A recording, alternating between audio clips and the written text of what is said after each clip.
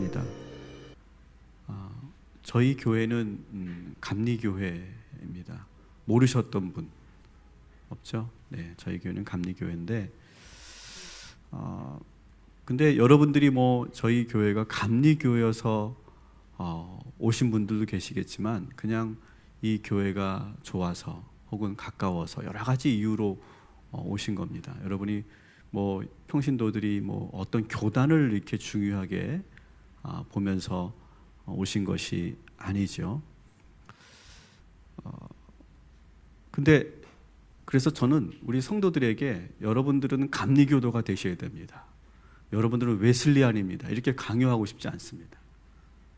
왜냐하면 여러분들이 처음에 신앙생활을 했던 교단도 있을 것이고, 또 지금은 내가 이렇게 이 동탄에서 살고 이 동탄 꿈의 교회를 다니지만, 사실은 내가 마음속에 항상 고향 같은 모교회도 있을 것이고, 그리고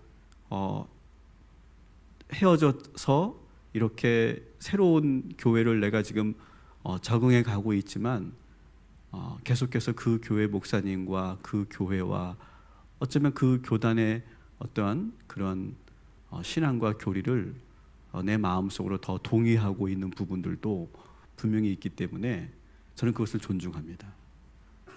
그래서 저희가 감리교회지만, 이제 여러분들이 이제 감리교회로 왔으니까 다 무조건 감리교도가 되어야 되고, 그리고 무조건 이렇게 감리교 교리를 따라야 된다, 이렇게 제가 강요하고 싶은 마음이 전혀 없습니다. 근데 이런 것은 필요한 것 같아요. 왜 하나님께서 우리들에게 여러 교회가 있고 여러 교단이 있는데, 왜 하나님께서 이 동탄 기독교 대한감리회 동탄 꿈의 교회를 인도하셨을까? 그 질문을 여러분이 한 번쯤은 하시면 좋을 것 같아요. 왜 하나님께서 기독교 대한감리회 동탄 꿈의 교회로 인도하셨을까? 그 영적인 그런 하나님의 의도는 무엇일까? 근데 저는 그런 질문 속에서 여러분 아시죠? 우리 한국 교회는 아주 건강하고 정통적인 그런 교단들이 많이 있습니다. 그 가운데 우리 감리교도 건강하고 정통적인 그런 교단인 거 여러분 아시죠? 그런데 나는 이전에 장로교였고 침례교였고 다른 교단이었는데, 내가 이렇게 감리교를 경험해 보면서 내가 이전에도 신앙생활을 잘 해왔는데 마치 업그레이드 된다고 보시면 좋을 것 같아요. 내가 신앙에 지금 그 경험을 하고 있는데, 거기에 또 한 번의 또 하나의 좋은 경험을 우리가 하게 하시기 위해서 이렇게 감리교회로 인도하셨다. 여러분 그렇게 보시면 좋을 것 같아요. 저는 항상 그런 입장을 가지고 있습니다. 그래서 여러분들이 좀 더 신앙생활 하는데 이 감리교의 이런 전통과 이 역사를 여러분이 경험하면서 좀 더 균형 있는 신앙생활로 갈 수 있는 그런 계기를 하나님께서 여러분들에게 만들어 주시지 않나, 이렇게 생각이 듭니다.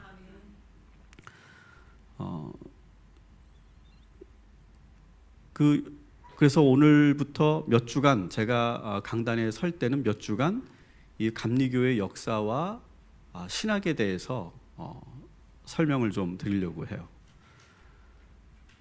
여러분 아시겠지만 존 웨슬리가 우리 감리교회를 세워지게 만들었죠. 근데 웨슬리안은 감리교회만 있는 것이 아닙니다.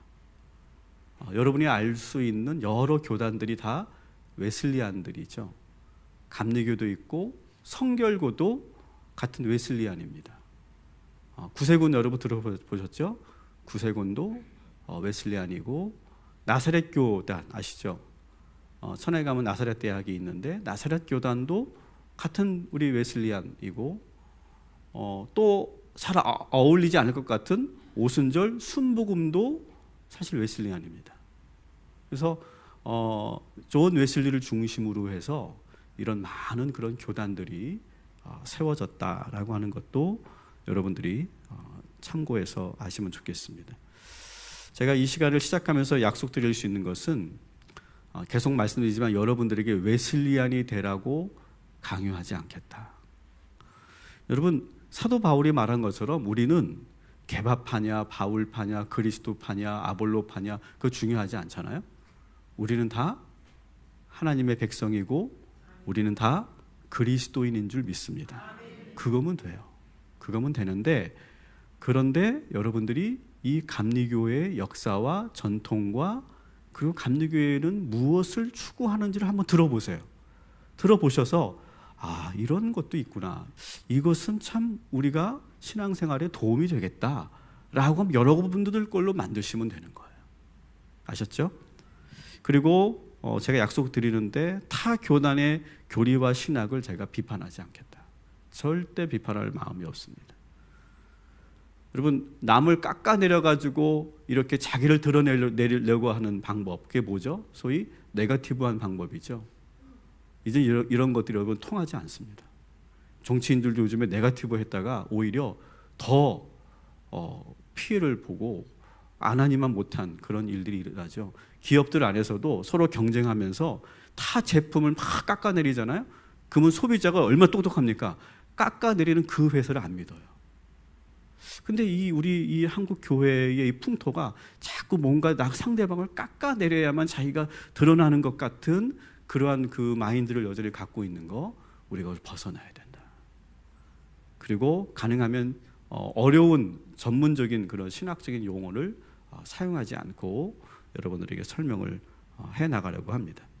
그래서 오늘은 존 웨슬리 이야기 상당히 많이 있습니다만 존 웨슬리 이야기 중에서 아주 중요한 내용들을 여러분들과 함께 하려고 하는데, 언제로부터 시작을 하면 좋겠냐? 어릴 때부터 보면 좋긴 하겠지만 그렇게 보면 뭐 한두 끝도 없기 때문에 존 웨슬리가 미국으로 선교를 떠날 때 그때 이야기로부터 시작을 해보려고 합니다. 1735년에 웨슬리는 영국 여객선 시몬즈 홀을 타고 신대륙 미국의 조지아 주를 향해 갑니다.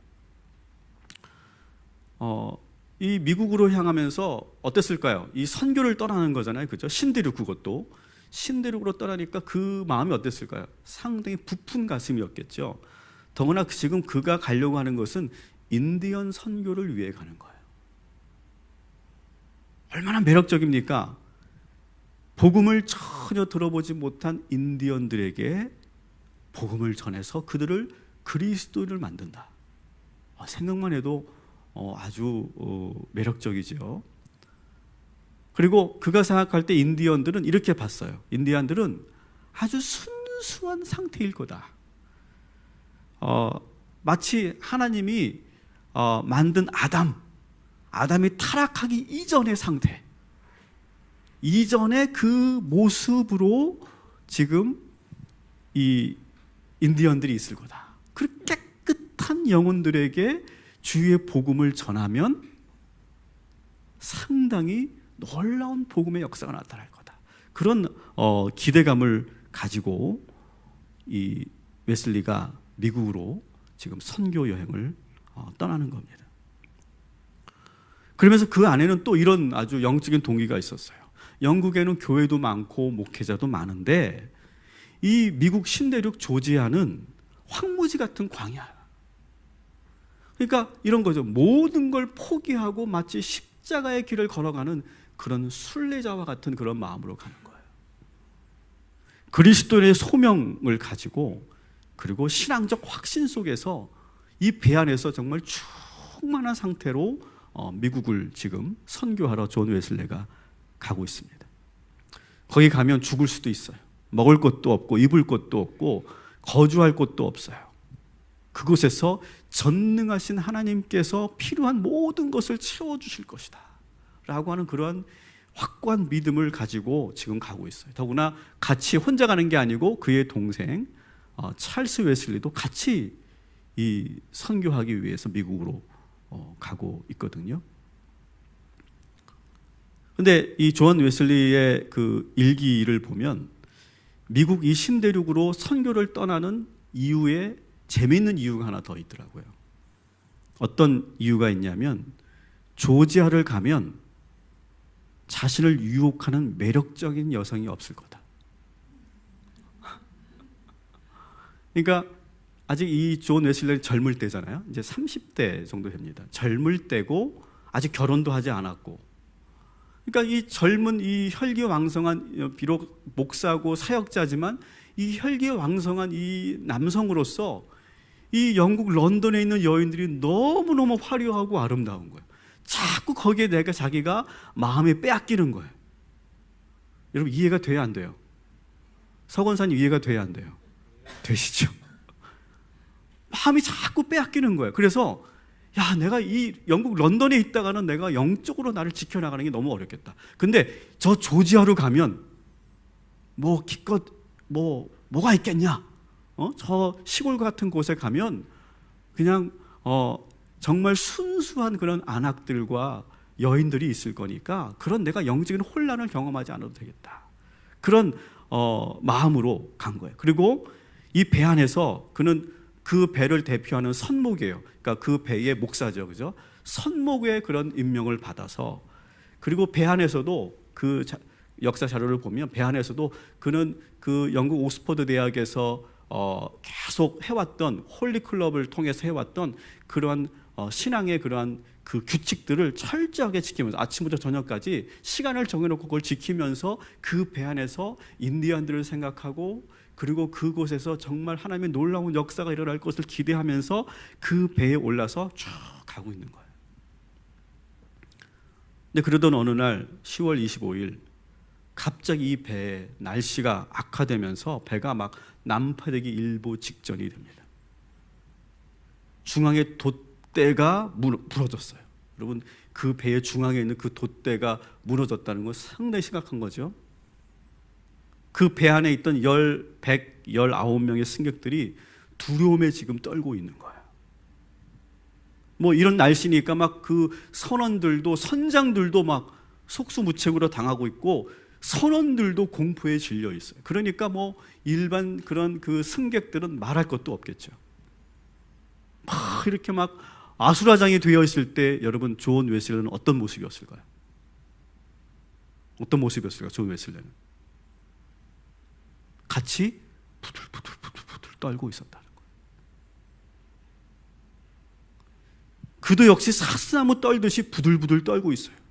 죽음의 공포가 밀려와서, 아니 그 전까지는 막 내가 불 속으로 들어가겠다. 인디안들을 향한 이 복음과 선교 얼마나 숭고한 일인가. 배 안에서 내가 선목으로서 내가 이 승객들을 잘 영적으로 케어하고 돌보는 일, 그리고 매일 아침부터 저녁까지 규칙적으로 그 배 안에서도 그렇게 경건 생활을 하고 있는데 이 배가 출렁이고 배가 난파될 그런 직전이 되니까 그가 부들부들 떨고 있는 거예요. 그런데 어디선가 아주 평화로운 찬양 소리가 들려오기 시작합니다. 그 배 안에는 26명의 모라비안 교도들이 있었어요. 이 모라비안 교도에 대해서는 여러분 잘 몰라도 되지만 이렇게 보시면 돼요. 경건 운동을 하는 그런 집 모임이에요. 경건주의자들이에요. 경건주의자들. 근데 이 모라비안 교도들은 그 배 안에서 막 아수라장이 되고 막 배가 출렁출렁 하니까 막 떼굴떼굴 구르는 거예요. 막 사람들이 막 여기 굴르고 막 제대로 서 있지도 못하고 넘어지고 막 그냥 모든 집기들이 막 쏟아지고 막 그런 상황인데 이 26명은 지금 뭐 하고 있냐면 평화롭게 찬양을 부르고 있어요. 얼굴에는 전혀 두려움 기색이 없어요. 평화 기쁨으로 가득 찬 상태에서 찬양하고 기도하고 모여서 그 26명이 예배하는 그 모습을 봅니다. 이 광경을 본 이 존 웨슬레가 큰 충격에 빠져요. 나는 지금 목사고, 그리고 나는 지금 철저하게 경건 생활을 하고 있다고 생각했는데 그 배가 출렁이니까 아무런 믿음도 없이 그 죽음의 공포에 같이 휩쓸려 가고 있는데 이 26명의 모라비안 교도들이 거기서 평화롭게 찬양하는 그 모습을 보면서 아주 큰 충격에 빠집니다. 그래서 이제 배가 이제 어느 정도 진정이 되고 그리고 막 예배를 마친 그 모라비안 교도들에게 다가가서 이 존 웨슬레가 이렇게 묻습니다. 당신들은 두렵지 않았습니까? 그랬더니 그들이 네, 저희도 두렵지 않습니다. 오히려 우리는 하나님께 감사할 뿐입니다. 더 놀라서 아니 지금 당신네들 보니 거기에는 여인들도 있고 어린아이들도 있던데 그 여인들과 어린아이들도 두려워하지 않았습니까? 네, 저희들 안에 있는 어린이들과 여인들도 두려워하지 않습니다. 왜냐? 우리는 죽는 것을 두려워하지 않기 때문에 그렇습니다. 아무런 두려움이 저에게는 없었습니다. 존 웨슬레는 다시 한번 그 대답에 놀라고 충격에 빠져요. 그는 목사였고 그 배를 대표하는 선목이었고 그는 최고의 명문대학 옥스퍼드를 졸업한 최고의 이력을 가진 목사였어요. 매일매일 경건 생활을 하며 하루도 빠짐없이 기도하고 말씀 받던 사람이에요. 그리고 지금 그는 아주 위대한 사명감을 가지고 미국을 향해 가고 있어요. 그런데 커다란 풍랑 앞에서 그의 모든 것이 싹 사라지는 것을 봐요. 여러분, 우리의 믿음이 사실 그 배 안에서, 그 흔들리는 배 안에서 우리의 믿음도 흔들릴 수 있어요.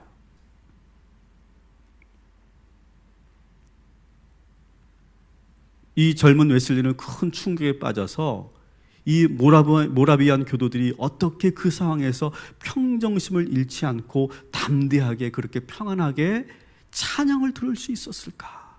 여기에 계속 창념하면서 그들과 교제하고 그들을 통해 다시 한번 신앙을 점검하고 배우는 과정을 갖게 되죠. 여러분, 어떻게 이것이 가능할까요?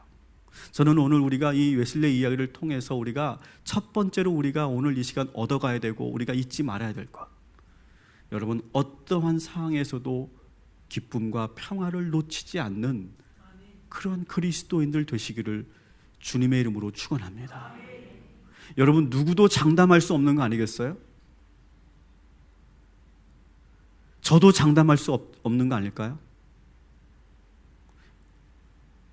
여러분과 제가 지금 배를 같이 타고 가고 있는데 지금까지는 제가 여러분들을 가르치고 인도하는 영적 지도자라고 내가 자임하면서 그렇게 가고 있는데 제가 먼저 공포에 질릴지 누가 알겠어요? 아무도 모르는 거예요. 우리가 그런 상황을 우리가 막닥뜨려 보지 않았기 때문에 아무도 모르는 거예요. 근데 오늘 우리가 한번 그렇게 기도하고 그리고 우리가 그렇게 훈련하고 작정했으면 좋겠어요. 어떠한 상황에서도 우리가 평화를 놓치지 않는, 평화를 빼앗기지 않는 그러한 저와 여러분이 되기를 주님의 이름으로 축원합니다. 데살로니가 3장 16절, 데살로니가후서 3장 16절 말씀 같이 한번 읽어볼게요. 시작. 평강의 주께서 친히 때마다 일마다 너희에게 평강을 주시고 주께서 너희 모든 사람과 함께 하시기를 원하노라. 아멘. 그 모라비안 교도들이 평강할 수 있었던 것은 평강의 주께서 그들에게 평강을 주신 거죠. 여러분, 오늘도 평화의 주님께서 여러분들에게 평화를 내려주실 줄 믿습니다. 그 평화를 여러분 오늘 얻어가시기 바랍니다. 평화의 사람들 되시기 바랍니다. 일단 그들이 그렇게 평화로울 수 있었던 것은 딴 게 없을 것 같아요. 죽음을 두려워하지 않았다는 거예요. 여러분, 그리스도인들은요, 이게 가장 핵심인 것 같아요. 이것만 우리가 극복하면 무서울 게 없어요. 죽음을 두려워하지 않는 사람들, 원래 그 사람들이 그리스도인 아닙니까? 죽음을 두려워하지 않고 내가 손해보는 걸 두려워하지 않고 내가 어떤 상황에서도 타협하지 않고도 내가 결국 승리할 거라고 하는 것을 믿는 사람들, 여러분, 그런 사람들은 누구도 건드릴 수 없는 무서운 사람이 되는 거 아니겠어요? 여러분, 다른 거 없습니다. 죽음을 두려워하지 않는다면 우리가 무엇을 두려워하겠습니까? 오늘 그 평강의 원천은 죽음을 두려워하지 않는 거예요. 이 모라비안 교도들은 죽음을 두려워하지 않으니까 오히려 그 죽음을 뭘로 봐요? 영광으로 생각해요. 영광으로 믿고 확고하게 확신 속에 있어요.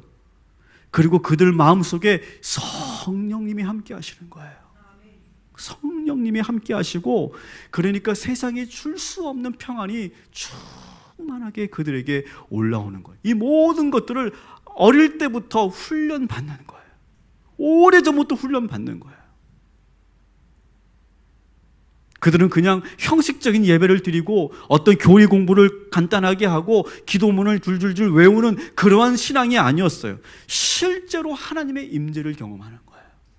여러분, 오늘 이 시간 정말로 살아계신 하나님을 만나고 돌아가시기를 주님의 이름으로 축원합니다. 그러면서 우리는 언제든지 죽을 준비가 되어 있어야 돼요. 오늘 저는 이제 예배를 마치고 장례를 가게 됩니다.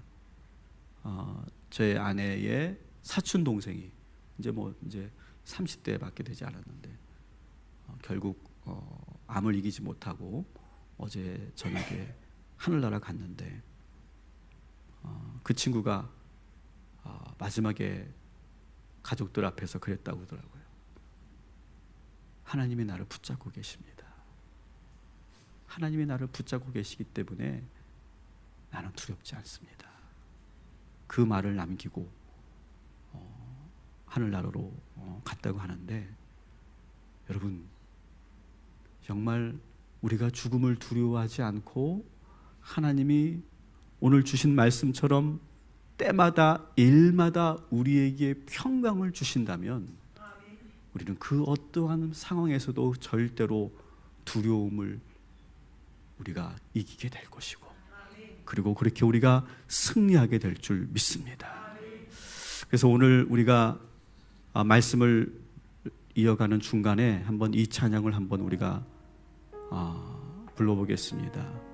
내 평생 가는 길 순탄하여 늘 잔잔한 강 같은지, 우리 함께 이 찬양 함께 부르면서 그 당시 모라비안 교도들이 어떤 마음으로 그 풍랑을 대처했을까?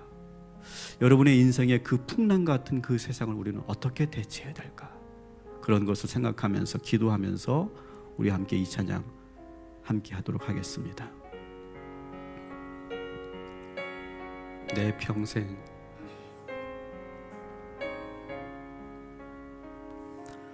내 평생에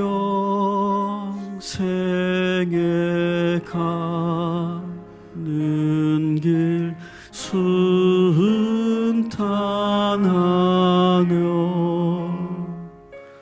늘 잔잔한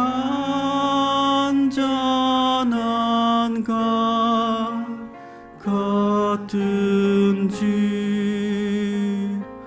큰 풍파로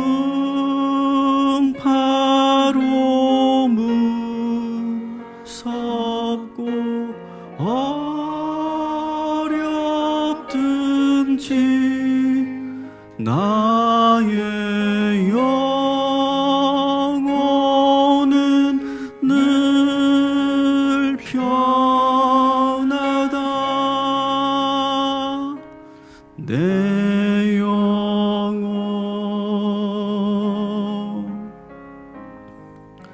평안해.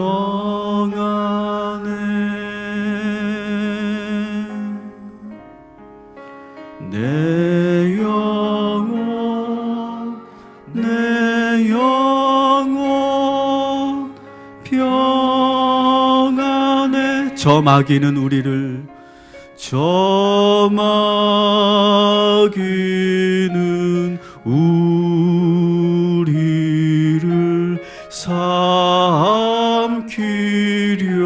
삼키려고 입 벌리고 달려와도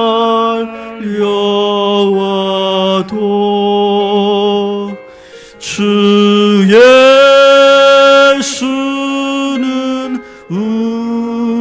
우리의 대장 되니 끝내 싸워서 이기리라.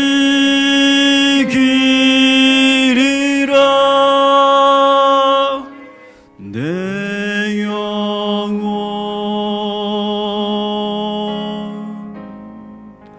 평안해.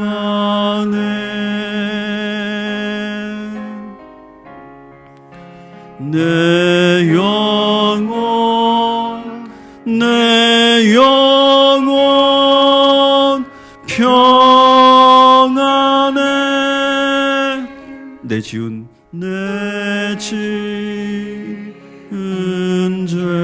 주홍빛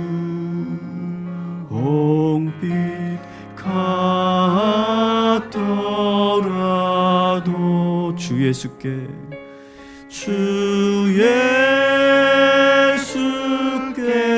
닿으면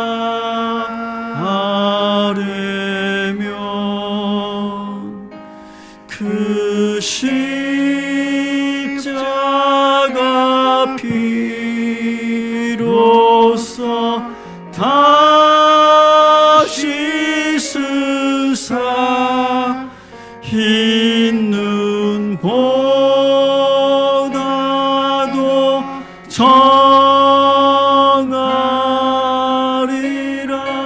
내 영혼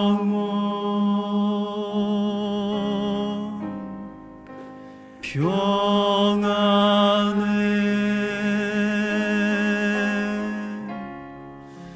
내 영혼 평안해. 아멘. 아마 이런 마음으로 이 모라비안 교도들이 찬양하고 있는 이 장면을 보면서 존 웨슬레는 큰 은혜를 받았을 거예요. 그래서 이 경험은 존 웨슬레에게는 영원히 잊을 수 없는, 그 사역에 있어서 큰 충격을 주면서 새로운 사역의 방향을 잡게 되는 아주 좋은 그런 기회가 되었던 것이죠. 이 부푼 꿈을 안고 이 신대륙 조지아를 도착한 이 존 웨슬레는 정말 열심히 사역을 합니다. 워낙 그는 어릴 때부터 성실하게 이렇게 살아오는 것이 훈련되어 있었던 사람이기 때문에 정말 열심히 사역을 합니다. 특히 이 조지아 중에서도 사반나라고 하는 지역에서 이제 머물면서 사역을 시작했는데, 가보니까 본인이 생각했던 것 그 이상으로 아무것도 없었어요. 가니까 정말 온통 숲과 늪과 그리고 초원으로만 덮여 있고, 그곳에 가니까 조지아주 전체에, 그 넓은 땅 전체에 영국인이라고는 1000명밖에 되지 않고, 사반나는 거기에서도 6개 중에 하나이기 때문에 거기에 뭐 몇백 명밖에 있지 않은 그런 곳이었어요. 근데 처음에 그는 이 영국인들을 위한 선교를 목회를 하려고 갔던 것이 아니라 누구를 위해 갔어요? 인디안들을 위해 갔죠. 그래서 가자마자 인디언들을 만나려고 막 찾아다닙니다. 근데 여러분, 이 인디안들이 영국에서 생각했을 때 그 인디안들과는 전혀 달랐어요. 일단은 이 인디언들이 이 존 웨슬리를 만나주지를 않아요. 어렵게 차카사우족 추장을 만나게 됐는데, 그래서 그와 함께 이 종교에 관련된, 신앙에 관련된 대화를 했는데, 이 대화를 마치고 나서 어떻게 됐냐면 이 추장이 다시는 웨슬리를 만나지 않았다고 그래요. 다시는 웨슬리를 만나지 않았어요. 뭔가 불편했던 거예요. 영국에서 상상했던 인디언들은 하나도 없었고, 그렇게 아담이 타락하기 이전에 그 순수한 상태, 영적으로 깨끗한 상태의 그러한 사람들일 거라고 생각했는데 전혀 그렇지 않고, 오히려 그들은 아주 이 영국 이 신사가 보기에는 야만스럽고 폭력적이고 탐욕적이고, 그리고 종교적이는 미신적이고, 그들의 그 종교적 행위를 보니까 악마적인 것까지 보이는 거예요.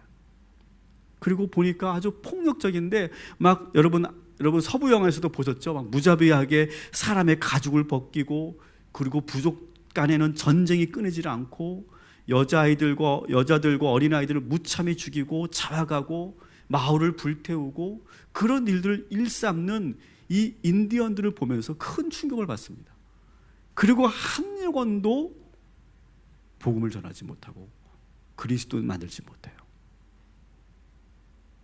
그리고 이 영국 정착민들과 군인들은 이 웨슬리가 이 인디언들을 대상으로 이렇게 선교하는 것을 좋아했을까요? 싫어했을까요? 싫어했어요. 위험했고, 그리고 괜히 이렇게 종교적으로 접근을 하다가 자기들하고 관계가 더 이상해질 거라고 생각했기 때문에 싫어해요. 웨슬리가 그러면서 시간이 가면서 점점 인디언들에게 실망하기 시작했고 인디언들에게 다시 찾아가지 않게 됩니다. 그 대신 이제 이 존 웨슬레는 이 영국 정착민들을 위한 그런 목회를 시작하게 돼요. 여러분 참 이상하죠? 정말 영국에서 그렇게 충분히 기도하고 정말 뜨겁고 정말로 그 하나님이 주신 그런 믿음으로 내가 목숨을 다하여 복음을 전하겠다고 갔던 이 존 웨슬레가 사실은 인디언 선교에서 실패합니다.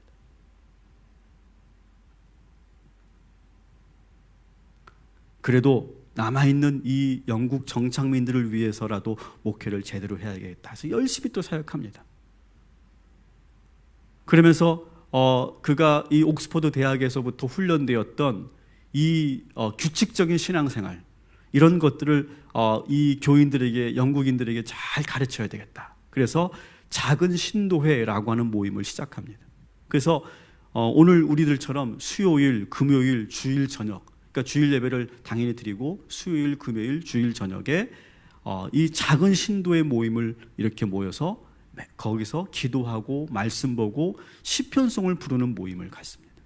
그리고 고아들을 모아놓고 그들을 돌보는 일을 시작하고, 그리고 여러분 신방을 최초로 한 게 누군가요? 존 웨슬리. 신방을 가가호호 다니면서 신방을 하기 시작했어요. 장례식을, 세례식을 주관하고, 그리고 잘못하고 있는 성도들이 있다면 불러다가 직구를 합니다. 요한 웨슬리 성격이 좀 이렇게 완벽주의예요. 그래서 이 완벽주의적인 성격을 갖고 있는 사람은 어떻게 합니까? 잘못된 것을 탁 당신 잘못했습니다. 이렇게 아주 말하는 그런 목회를 합니다. 열심히 그렇게 목회를 했는데 같이 왔던 동생 찰스 웨슬리가 5개월 만에 병에 걸려요. 그리고 그 교회의 신도들과 관계가 아주 악화되면서 마음고생을 하다가 몸에 병도 얻어서 5개월 만에 영국으로 돌아가 버립니다. 그러니까 지금 동생도 없이 상당히 갈등을 합니다. 나도 돌아가야 될까? 더 있어야 될까? 근데 자존심이 상하잖아요. 자존심이 허락지 않는 거예요. 그래서 이 요한 웨슬리 목사님은 동생이 가고 난 이후에도 열심히 목회를 합니다. 포기할 수가 없었어요. 이렇게 그냥 돌아가는 것은 정말 자기 자신에게 허락할 수 없는 거예요. 그래서 열심히 목회를 했어요. 근데 여러분, 이 영국 정착민들이 이 웨슬리의 목회를 좋아했을까요? 싫어했을까요? 좋아해야 되잖아. 근데 이 영국 정착민들이 이 요한 웨슬리 목사님의 이 목회를 싫어했다기보다 부담스러워했어요. 그래서 그 존 웨슬리가 그 조지아에서 어떤 목회를 했나 제가 봤더니 이런 거 한번 들어보세요. 영국 국교회에서 드리는 예배를 그 예식을 그대로 갖다가 하는 거예요. 철저하게. 근데 여러분, 영국 국교회 성공의 예배 들어보셨어요? 미사 들어보셨어요? 미사? 거의 비슷해요. 미사와 비슷해요. 개신교인들 거기서 한 10분만 있잖아요. 그냥 입신합니다. 이게 뭐야? 예배가 막 앉았다 일어났다 앉았다 일어났다 하는데 뭐라고 하는데 막 하는데 막 하고 제가 이제 신학생이니까 이제 제가 그 명동 성당도 가보고 광화문에 있는 성공회도 갔는데 들어가니까 이걸 해야 되더라고요. 모르고 그냥 쑥 들어갔더니 나를 제지하면서 그걸 하라고 막 그러기도 하고, 또 성만찬 예배를 드린다고 해서 나는 또 그걸 마시는 건 줄 알았더니 그건 또 신문인들만 다 마시고, 뭐 아주 그 문화에 제가 충격에 빠졌었는데, 어쨌든 이 아주 정적이고 그리고 전혀 거기에는 어떤 그런 성령의 역사가 없는 그런 예배를 그냥 계속 하는 거예요. 영국 국교의 그 예배를 형식을 그대로 하고, 그리고 기도 규칙을 원칙적으로 지켰어요. 아까 말씀드렸죠. 작은 신도회 해가지고 수요일, 금요일, 주일 저녁 매일 모이는 거예요. 매일 모여서 몇 시간씩 기도했을까? 3시간씩 기도했어요. 우리 금요 심야를 3시간 하면 아마 아무도 안 나올 거야. 3시간씩 기도하는 거예요. 그리고 하루에 2번씩 기도회를 하고 매일매일, 그리고 주일 예배는 어떻게 했냐면 설교 예배와 성만찬 예배를 따로 드려. 그러면 이 주일 예배도 한 3시간 걸리는 거예요. 그리고 저녁 기도회를 3시에 꼭 모였고, 성만찬은 매 주일날 한 번도 빠지지 않고 하고, 또 그러니까 유아 세례를 이 존 웨슬리가 했는데, 유아 세례를 하는데 유아잖아요, 유아. 근데 어떻게 했냐면 이 아이를 3번 물에 담궈요. 그러니까 이 엄마들이 기겁을 하는 거예요. 이러면 안 된다. 그랬더니 여기에 또 이 발끈해가지고 존 웨슬리가, 그러면 난 당신 애한테 세례 안 주겠다. 가. 그러는 거예요. 그리고 이제 막 그 뭐 정착민들이니까 얼마나 바쁩니까? 얼마나 이 살아가는 게 퍽퍽합니까? 그러니까 그렇다고 이제 신앙생활 안 할 수 없으니까 제가 혹시 개인적으로 세례를 받을 수 있을까? 그랬더니 안 된다고. 원칙이 아니라고. 병자들만 개인 세례를 주는 거지 세례 예배 때 와서 세례를 받아야 된다고. 그리고 이 아까 제가 신방 얘기했죠? 불쑥불쑥 찾아가는 거야. 아무 때나 가서 우리 예배 드리자고 막 찾아가서 막 하는 거예요. 그러니까 성도들이 부담스러운 거예요, 이 목회가. 그리고 성도들에게 아주 엄격한 기준으로 신앙생활을 할 것을 계속 강단해서 계속 가르칩니다. 그리고 항상 경건해야 하다고, 금욕적으로 절제할 것을 강조해요. 만일 제가 이렇게 동탄 꿈의 교회에서 목회했다면 어떻게 됐을까?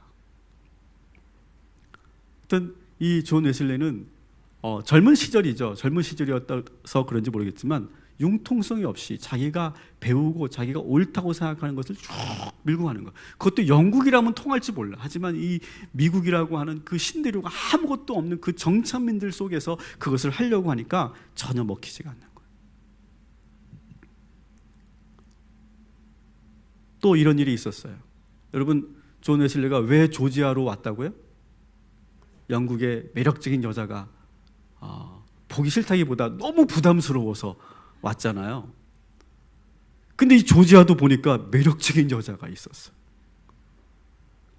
소피 홉키라고 하는 그런 여성이 있었는데, 이 여성이 상당히 매력적이었고 아름다웠고, 그리고 믿음 생활도 정말 잘하고 봉사활동도 정말 잘하는 그런 여인이었어요. 요한 웨슬리 목사님을 또 잘 돕는 그러한 여성이었어요. 둘 다 미혼이었기 때문에 뭐 어떤 그런 이상한 그런 관계는 아니고, 자연스럽게 대화도 하고 서로 책도 빌려주고 편지도 나누면서 바닷가를 걸리면서 많은 대화를 하면서 서로가 이렇게 좋은 호감을 갖고 있었어요. 근데 이 존 웨슬리의 마음에는 점점점 자기 마음속에 이 소피라고 하는 이 여인이 자꾸 마음속에 들어오는 것이 부담이 되는 거예요. 내가 이래도 되나? 목회자가 내가 이렇게 이 여인을 사랑하는 것을 하나님께서 어떻게 보실까? 그런 그 죄책감 속에서 이 사랑이 점점 깊어져 가는 거예요. 그러면서 이 존 웨슬리가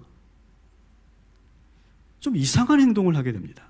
어떤 행동을 하냐면 순수한 그런 그 마음으로 너무너무 사랑스러우니까 그의 손을 딱 잡았어요.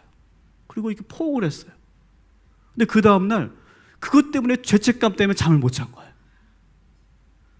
쥐어 나왔어. 잠을 못 자는 거예요. 요즘 남자든 그런 남자가 없겠죠. 죄책감 속에 잠을 못 자고 다시 만나서 내가 정말 미안했다고, 내가 다시는 안 그러겠다고 막 그렇게 회개를 하고 나서 얼마 지나지 않아서 너무 또 사랑스러우니까 그 여인의 저기 볼에 또 키스를 한 거예요. 그러고 나서 그 다음에 어떻게 했을까? 또 죄책감에 빠져가지고 막 정신을 못 차리는 거예요. 그러다가 어느 날은 한 번은 이렇게 했다가 내가 안 될 것 같다고, 당신 다른 남자하고 결혼하라고. 그러니까 이 소피도 사실 이 존 웨슬리를 결혼까지 생각하고 자기에게 프로포즈만 한다면 얼마든지 받아줄 마음의 여지가 있었는데 자꾸 이렇게 왔다 다른 남자에게 결혼하라고. 그러니까 이 소피가 막 울면서 뛰쳐나가기도 하고. 근데 그 다음날도 편지를 보냈어. 내용은 청혼을 하는 것 같은 내용의 또 편지를 보내요. 그리고 그 다음날 다시 만나서는 성직자는 또 결혼하지 않는 것이 합당한 것 같다고 또 얘기를 하는 거예요. 그러니까 더 이상 이 소피가 여러분이라면 어떻게 했어요? 막 더 이상 기다릴 수 없어서 결국 다른 남자와 결혼을 하게 됩니다. 어떻게 했을까 웨슬리는요? 완전히 충격에 빠져버려요. 그 충격에서 헤어나오질 못해요. 겉으로는 이 사랑의 상처를 이기려고 더욱 열심히 목회에 전념했지만 이 상처가 치유가 되지 않아요. 그리고 설상가상으로 이 법적인 문제에 또 휘말리게 됩니다. 소송의 문제까지 휘말리게 되면서 완전히 뒤죽박죽이 돼요.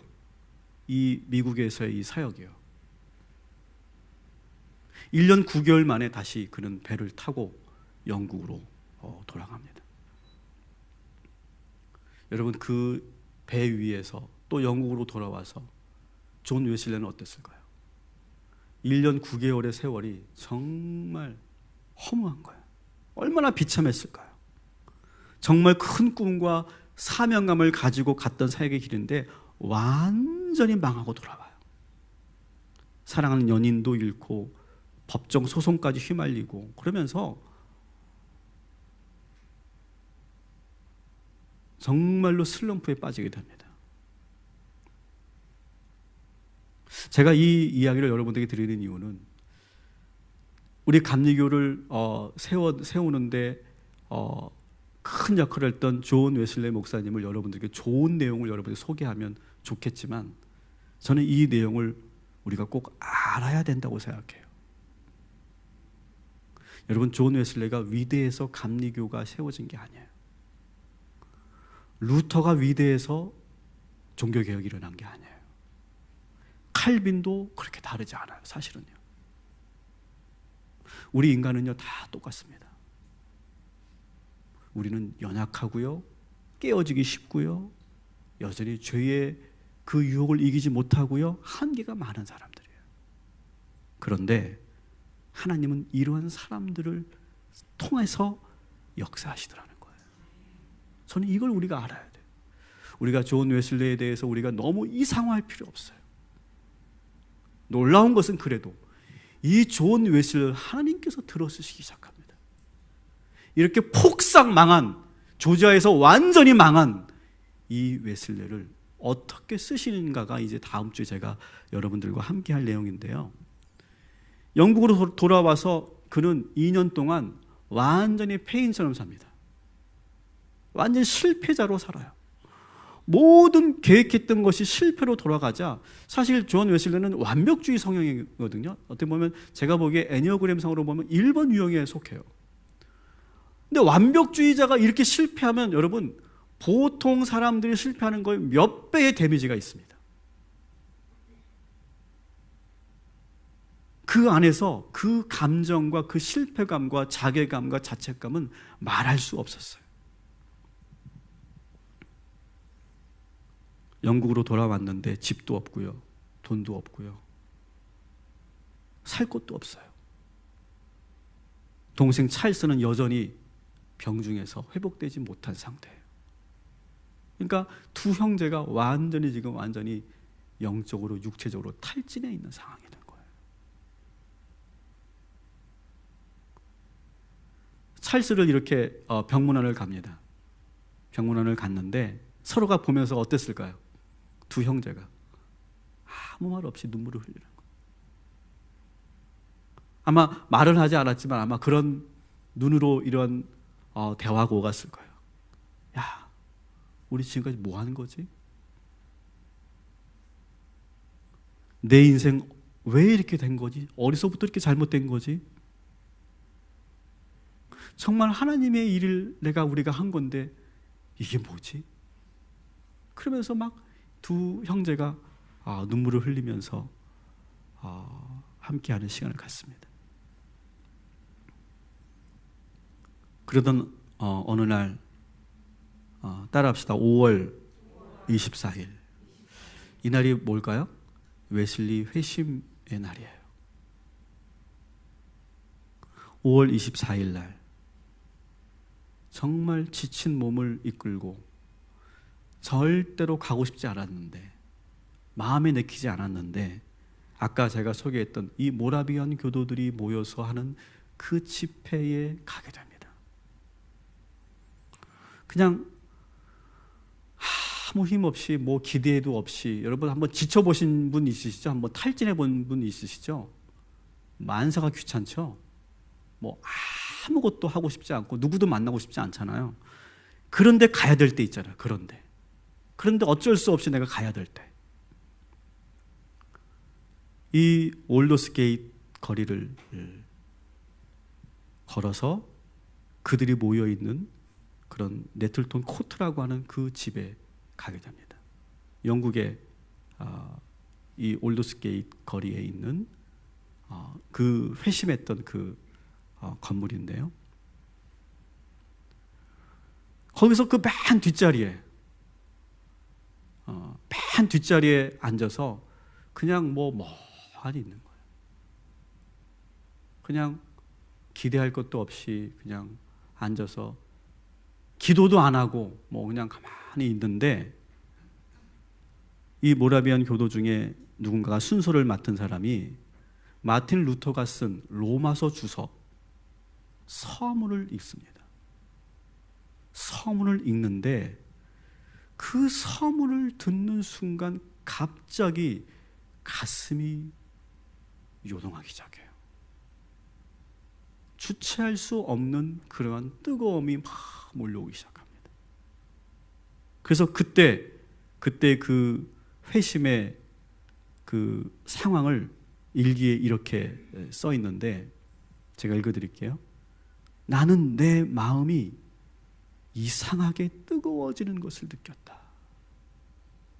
나는 이제 자신이 그리스도를, 오직 그리스도만을 믿음으로 구원받았다는 것을 이제 내가 느꼈다.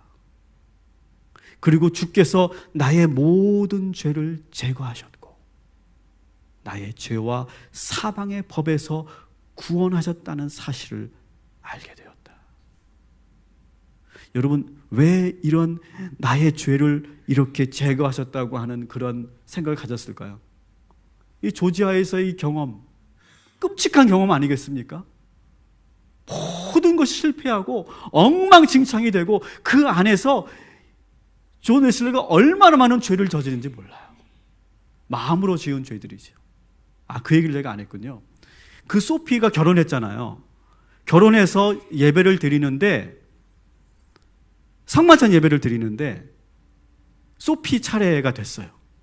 그러니까 이제 미사나 영국 성공의 예배는 직접 이렇게 집례자가 줍니다.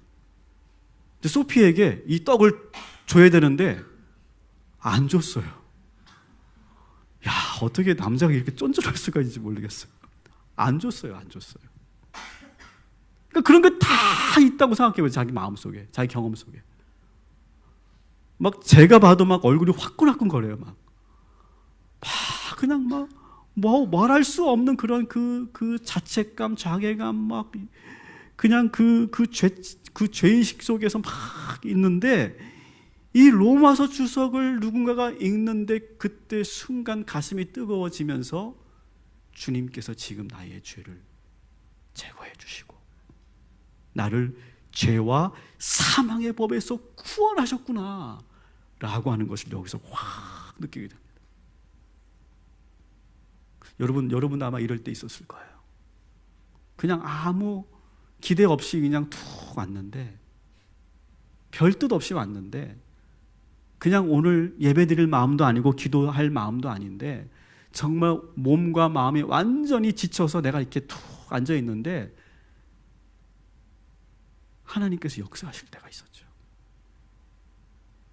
저는 여러분들에게 오늘도 하나님께서 여러분의 마음을 터치하시고 여러분의 마음에 뜨거움을 주시고 여러분 마음속에 있는 그런 죄책감과 여러분 마음속에 있는 그런 부담감과 여러분의 모든 상처를 오늘 이 시간 만져주실 줄 믿습니다. 이 5월 24일 8시 45분에 나타났던 이 놀라운 체험을 하고 곧바로 동생 찰스 웨슬리에게 달려갑니다. 둘이 뜨겁게 손을 잡고 눈물을 흘리며 기도하고 찬양해요.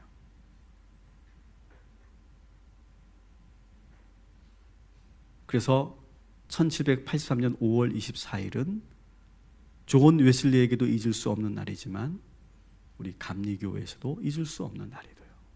그래서 우리가 이제 올해는 5월 27일 주일이 존 웨슬리 회심 주일로 우리가 지키게 되는 겁니다. 여러분, 여기서 감리교회의 영적 특징을 하나 말씀드릴게요. 감리교회는 그 회심이 일어났던 순간을 기억하는 거예요. 여러분들에게도 그 회심의 기억이 있으시죠? 있으시죠? 여러분, 회심이라는 게 뭘까요? 회심. 회심이라는 것은 돌아올 회자예요. 내 마음이 돌아온다는 거예요. 마음을 돌이킨다는 거예요. 과거의 생활을 뉘우치고 내가 고치고 신앙에 새롭게 눈을 뜨는 것. 이것이 회심이에요. 오늘 우리가 이 존 웨슬리 회심을 우리가 이렇게 길게 듣는 이유가 뭡니까? 여러분들에게도 그런 회심의 사건이 있었죠. 저는 저의 회심의 사건을 쭉 정리해 봤어요. 한 13가지가 있더라고요, 저한테. 야, 이때 하나님께서 나를 만져주시고 함께 하셨지. 그때 내가 눈물로 기도했지. 그때 내가 가슴이 뜨거워졌지. 그때 내가 정말로 회개하면서 주님 앞에 내가 이렇게 작정했지, 결단했지. 그런데 참 우리가 또 아이러니는 이렇게 회심을 경험하고 나서 그 다음날 그 시간이 지나면 어떻게 됩니까? 또 옛날로 돌아가요. 그리고 또 이렇게 살아요. 제가 13번인데 이 13번을 보면 그 다음을 제가 또 보니까 그 다음에 내가 더 죄의 나락으로 떨어진 때도 있었고 이전만도 못할 때도 있었고 계속 있었어요. 그런데 놀라운 것은 그때마다 하나님께서 다 터치하시는 거예요. 만지시는 거예요. 그래서 그때 내가 다시 한번 탁 쓰고, 그리고 또 인간이 연약하니까 또 무너져요. 무너져서 막 내가 허우적거리고 막 늪속에서 내가 막 방황하다가 다시 하나님께서 확 불의 혀같이 나를 임하세요. 역사하세요. 뜨거움을 주세요. 깨달음을 주세요. 내가 또 다시 정신을 똑바로 차리는 거예요. 내가 이렇게 살면 안 되겠다. 근데 또 살다가 내가 또 이렇게 넘어지는 거예요. 계속 하나님께서 우리에게 회심의 역사를 주시지 않습니까? 저는 오늘 우리가 함께 오늘 이제 말씀을 다 마쳤는데 이런 기도했으면 좋겠어요. 여러분이 지금까지 살아오시면서 저에게도 존 웨슬리 목사님에게도 우리가 오늘 얘기하지 않았지만 사실은 동생 찰스 웨슬리가 병중에서 완전히 죽기 직전에 그도 5월 21일 그날 먼저 회심을 합니다. 어떻게 보면 이 존 웨슬리가 회심을 하게 된 결정적인 계기 중에 하나도 동생이 먼저 회심을 하는 걸 보면서 거기서 영적인 그런 도전을 받았을 거예요. 마찬가지예요. 우리가 존 웨슬리 목사님의 회심을 듣는 이유는 뭡니까? 우리의 회심을 돌아보는 거예요. 여러분들에게 하나님께서 만지셨던 그때의 그 순간을 여러분 돌이켜 보십시오. 그때 뜨거웠고 그때 순수했고 그때 열정적이었던 그때를 여러분 다시 찾아가십시오. 그리고 그것을 여러분이 다시 떠올리고 그 상황으로 돌아간다면 다시 우리에게 영적 부흥이 시작될 줄 믿습니다. 그리고 여러분이 살면서 앞으로도 하나님께서 우리에게 수많은 회심의 기회들을 허락하여 주실 줄 믿습니다.